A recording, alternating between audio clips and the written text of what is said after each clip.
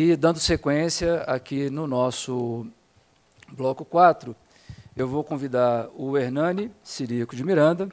O Hernani, ele é engenheiro civil com mestrado em Tecnologia Ambiental e Recursos Hídricos pela UNB, é servidor público federal, ocupa o cargo de especialista em infraestrutura sênior, foi diretor da Secretaria Nacional de Saneamento Ambiental por 6 anos e atualmente ocupa a função de assessor técnico no Departamento de Financiamento de Projetos da Secretaria Nacional de Saneamento do Ministério do Desenvolvimento Regional. O Hernani vai trazer para a gente aqui o tema Oportunidades para Eficiência Hídrica e Energética. Então, atenção, porque são oportunidades. Hernani, 20 minutos, por favor. Bom, boa tarde a todos e a todas. Eu atualmente trabalho numa diretoria lá da Secretaria de Saneamento, que cuida dos projetos que utilizam recursos de financiamento, em especial recursos do FGTS. Né? Trabalho como assessor técnico da diretora, que não pôde vir fazer a apresentação porque ela está de férias. Então, não teve jeito. Então, eu vou fazer uma breve abordagem, destacando a atuação da Secretaria, que, ao nosso ver, são oportunidades para o setor em vários temas, inclusive nesse tema objeto do seminário. Né? Então, aqui são os pontos de atuação da Secretaria de Saneamento. Né? A gente atua com programas de investimento que se utilizam de recursos onerosos e não onerosos. Né? Os onerosos são recursos do FGTS, mas também os recursos do BNDES passam pelos normativos do nosso Ministério.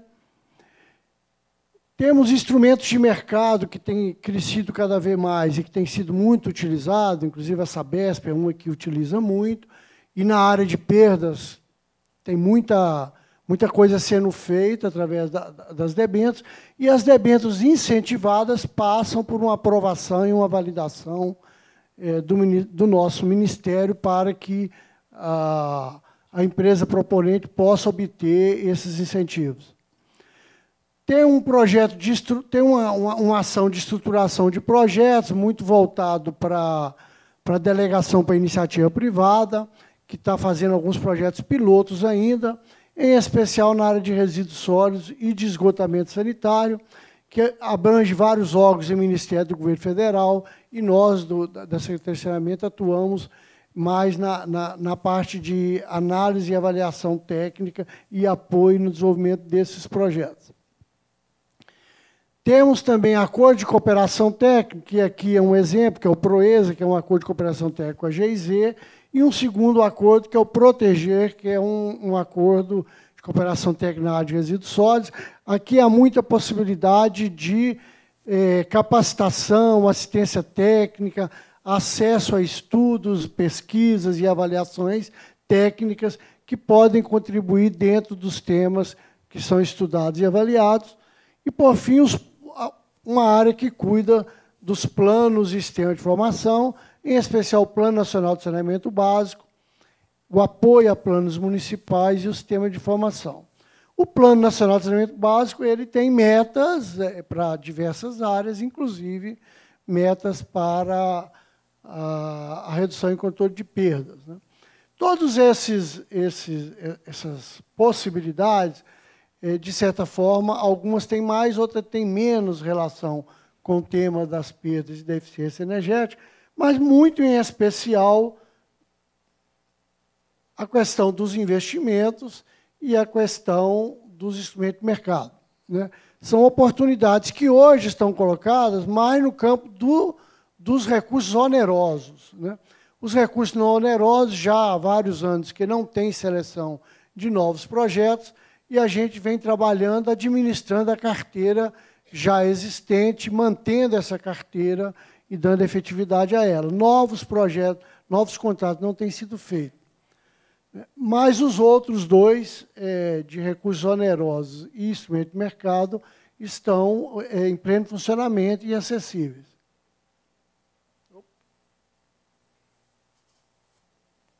Então, aqui eu vou dar alguma ênfase nessas possibilidades no campo dos investimentos, né?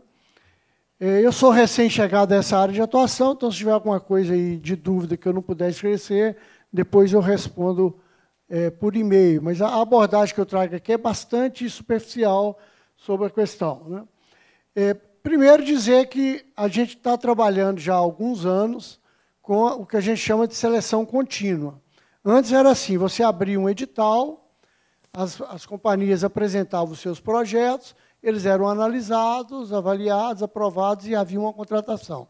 Passava 1, 2, 3 anos, novo edital. Agora não, a seleção contínua está permanentemente aberta e quem tiver interesse, basta entrar direto num sistema eletrônico que chama Seleção, que está nesse endereço aqui, você inscreve uma proposta de pedir financiamento para um conjunto grande de modalidades. Água, esgoto, resíduos sólidos, drenagem, desenvolvimento institucional, planos, estudos e projetos. Uma lista grande, um cardápio grande, né? Quem pode acessar? Estados, municípios, Distrito Federal e suas entidades de administração indireta, inclusive as autarquias, empresas públicas, sociedade e economia mista. O nível mínimo de organização da prestação de serviço para acessar recursos tem que ser autarquia. Se for uma prestação direta, mesmo que o município queira tomar, ou que o Estado queira tomar para investir no município, se a organização do serviço não for, no mínimo, ao nível de autarquia, não pode tomar o recurso. Também as concessionárias e subconcessionárias, vistas aqui em especial como prestadores de serviços privados, né, porque tem contrato de concessão, ou subconcessão. E empresas legalmente habilitadas para prestação de serviço. Isso aqui é uma característica muito particular na área de resíduos sólidos, que tem muita terceirização da coleta, em especial, e essas empresas terceirizadas, desde que, recebendo o aval da empresa contratante, e desde que a empresa ou não, o órgão contratante, e desde que o órgão cumpra os requisitos dos manuais, essa empresa pode tomar recursos direto do FGTS. Aqui há um espaço que a gente tem conversado ainda de uma forma muito incipiente para uma atuação na área, por exemplo, de redução de perdas e eficiência energética, né? Na medida que você consiga montar um projeto em que o contratante do empréstimo é a empresa que vai fazer o serviço do contrato de performance, né? E isso reduz, né? Reduz não, aumenta a alavancagem da companhia para tomar recursos para outras áreas, né? Compromete apenas a empresa que contrata o empréstimo do ponto de vista do financiamento. Mas há barreiras legais, inclusive, para isso nessa área. Mas é um campo para ser explorado, né? Há alguns anos atrás eu estive na Sabesp exatamente para colher um pouco de informação sobre os contratos de performance, para estudar essa modelagem, mas acabou que não avançou, mas isso poderia, em algum momento, ser retomado, né? O que é financiável? No campo aqui do debate desse seminário. Desenvolvimento institucional, quase todos os projetos de desenvolvimento institucional acabam tendo o tema das perdas de água, praticamente todos, né? Redução e controle de perda diretamente é uma modalidade, e eficiência energética é outra modalidade. Então, você pode tomar recursos só para eficiência energética, só para redução e controle de perdas. Ou você pode, para esses dois itens, embutir no seu projeto de abastecimento de água. Então, você cadastra na modalidade de abastecimento de água, porque, além de reduzir perda e fazer eficiência energética, você vai expandir o sistema, você vai repor infraestrutura, não com o interesse da redução da perda, mas com outros interesses, enfim. Você pode também colocar vários itens dessa modalidade dentro desses contratos. Aqui algum destaque, que inclusive vem muito do trabalho do Proesa 1 e de outras reflexões já existentes na Secretaria, né?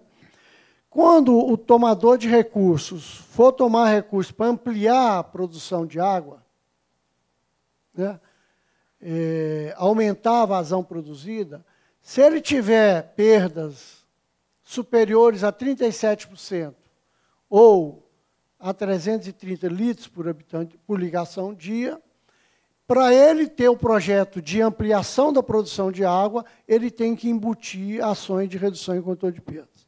No mínimo, essas que aqui estão. Setorização em zonas de medição e controle, macromedição e pitometria, micromedição, implantação, ampliação, melhoria do controle operacional. Podem incluir outras, né? Mas essas é o mínimo, o cardápio mínimo, sempre que se enquadrar nessa situação. Isso aqui, teve um período, quando isso foi implantado, que barrou muitos projetos de ampliação da produção, que teve que recuar, trazer essa proposta de redução de perda e ser reapresentado para que pudesse ser aprovado. Isso, evidentemente, que se justifica, porque você vai ampliar a produção num ambiente de perda elevada, não faz muito sentido. E um critério relacionado à eficiência energética, que esse, em especial, muito resultado do trabalho do PROESA 1, né, que foi introduzido nos nossos manuais, essa condição de acesso ao recurso, quando o índice de consumo específico de energia elétrica for superior a 0,9 kWh por metro cúbico, o projeto tem que embutir uma ação de diagnóstico da situação existente na área do consumo de energia e das instalações de potência e propor ações mínimas de melhoria disso daí, que devem ser implementadas durante o projeto. Podem estar incluídas no projeto ou não. Não é obrigatório estar incluído no projeto. Mas o diagnóstico é obrigatório vir junto com a carta consulta, né?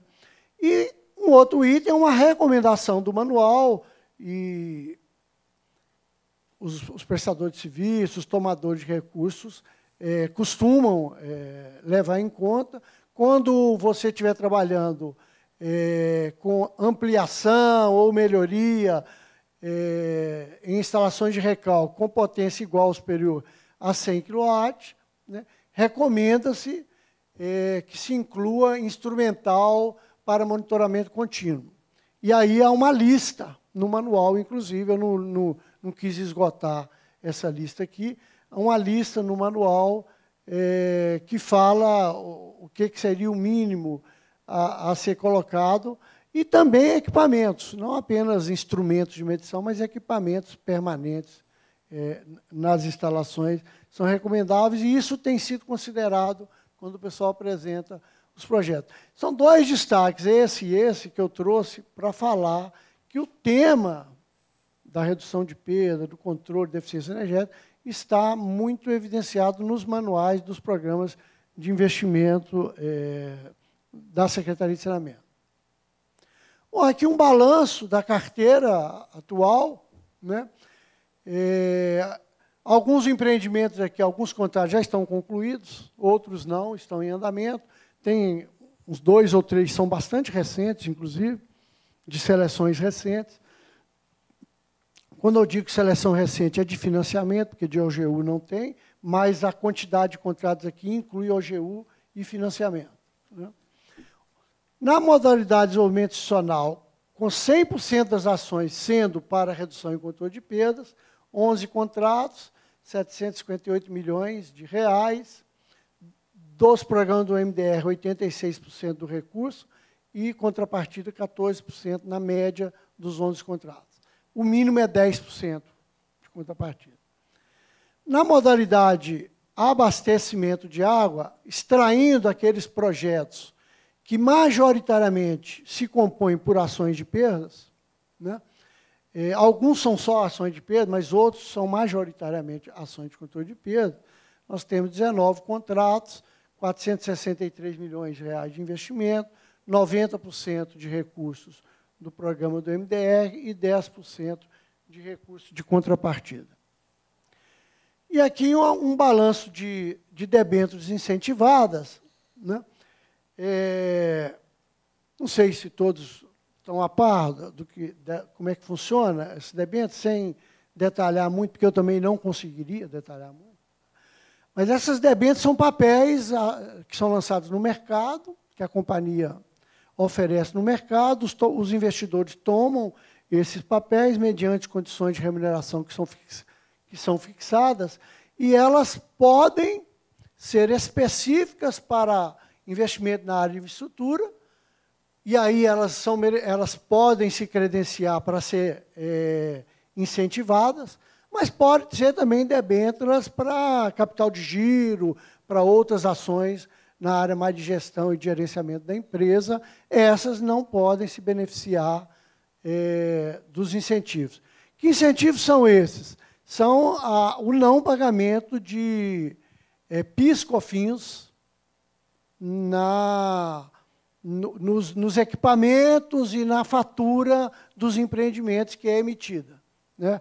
O tomador do recurso, ele cadastra no Ministério da Fazenda. Primeiro, ele passa por uma análise do Ministério do Desenvolvimento Regional para saber se ele se encaixa nos critérios de projetos de debêntures incentivados. Há um decreto que regulamenta isso.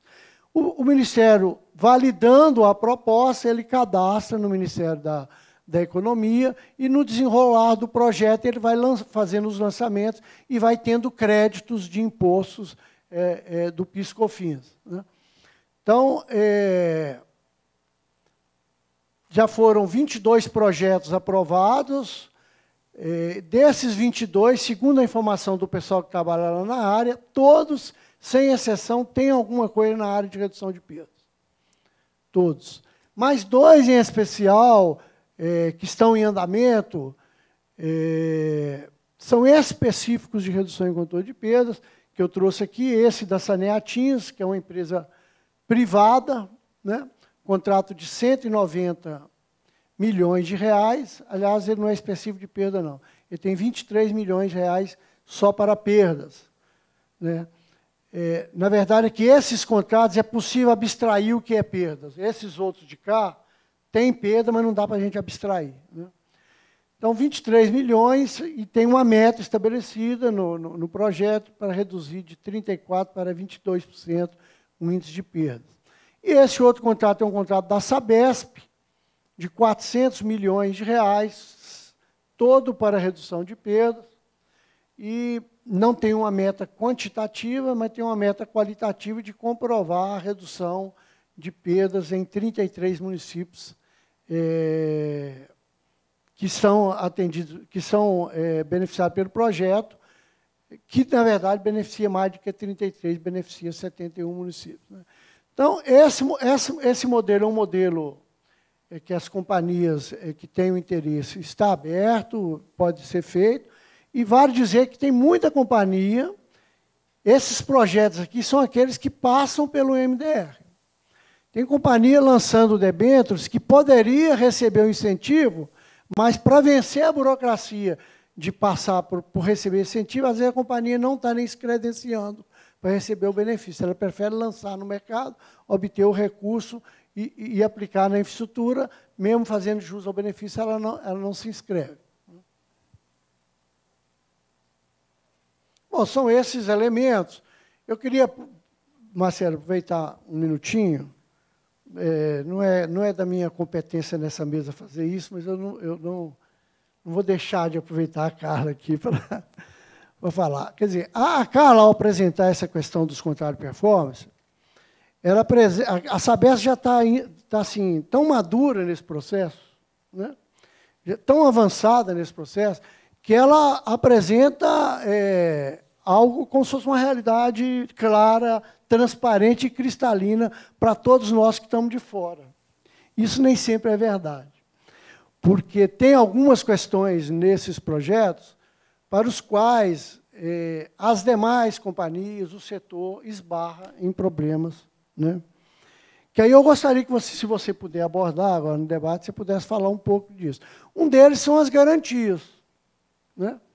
Eu fiquei sabendo que isso não é um problema para saber, que você contasse como é que é isso. Mas outras companhias, talvez, ao lançar um edital no mercado, se ela não ofertar garantia para o concorrente, talvez ela não tenha quem vai concorrer nesses projetos, porque poderá ter problema no recebimento. Eu acho que isso é um problema que precisaria ter questionado. O problema jurídico de Tribunal de Contas, que vocês já avançaram, mas há muitos estados que têm dificuldade de aprovar esses editais até hoje. Mesmo as áreas jurídicas e também os tribunais de contas, que vê dificuldade de medição e tudo mais. Né? Outra questão é a baseline. Né? A baseline ela requer uma preparação cadastral, de conhecimento técnico do sistema, que talvez nem sempre esteja disponível, e isso também é algo sobre o qual você tem que se debruçar muito para poder ter êxito, evidentemente, nesse projeto. E um quarto item que eu gostaria que você abordasse, que eu esqueci agora, mas eu anotei aqui, eu vou te falar qual que é. São os valores médios. Se existe um critério para você estabelecer um valor médio para esse tipo de projeto, porque deu para perceber que são muitos contratos, por que não é um só, por exemplo? Né? Deve ter algum critério, alguma lógica nesse processo todo, e que você talvez pudesse falar isso para a gente. Ou seja, eu antecipei. Você furou a fila, né? Mas é só resgatando aqui, comentando um pouquinho da sua apresentação, Hernani, também bastante esclarecedora, mas só para reforçar que realmente tem uma ampla gama de possibilidades de apoio no âmbito da Secretaria Nacional de Saneamento. Então, quem tiver interesse, eu convido que acesse a página, conheça melhor as possibilidades. Dentre elas, eu destaco aqui o DI, Desenvolvimento Institucional, que é uma oportunidade muito boa para melhorar a gestão, sobretudo dos prestadores. A gente sabe da importância que é investir em desenvolvimento institucional e a importância que a melhoria da gestão traz em termos de sustentabilidade para os prestadores. E também comentar um pouquinho a respeito das debêntures, que é uma alternativa que tem se fortalecido muito em razão da gente ter um mercado hoje, as condições de mercado que favorecem esse tipo de instrumento. Então, é mais uma alternativa que a gente tem.